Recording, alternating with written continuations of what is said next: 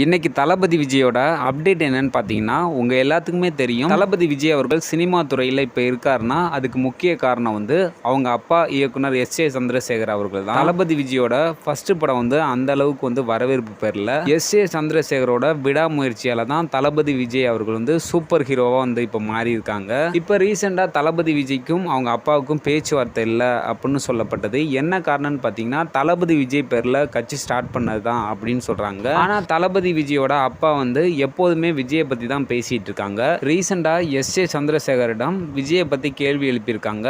அதுக்கு வந்து எஸ்.ஏ. சந்திரசேகர் என்ன சொல்லியிருக்காங்கன்னா, எல்லா வீட்லயும் நடக்கிற பிரச்சனை தான், இது ஒன்றும் புதுசு இல்ல, தந்தை மகனுக்கு இடையே உள்ள ஒரு பனிப்போர் தான் அப்படின்னு சொல்லியிருக்காங்க. அது மட்டும் இல்லாம நான் எப்போதுமே என்னோட மகனுக்காக கடவுள்கிட்ட வந்து வேண்டிக்குவேன், என்னோட ஆசீர்வாதம் வந்து எப்போதுமே விஜய் அவர்களுக்கு இருக்கும் அப்படின்னு இயக்குனர் எஸ்.ஏ. சந்திரசேகர் அவர்கள் வந்து சொல்லியிருக்காங்க. இந்த நியூஸ் இன்னைக்கு சோசியல் மீடியால பயங்கரமா டிராவல் ஆகிட்டு இருக்கு. ஸோ மீண்டும் ஒரு தளபதி விஜய் அப்டேட்டோட உங்களை சந்திக்கிறேன். ஓகே பாய், உங்கள் ஹீரோ.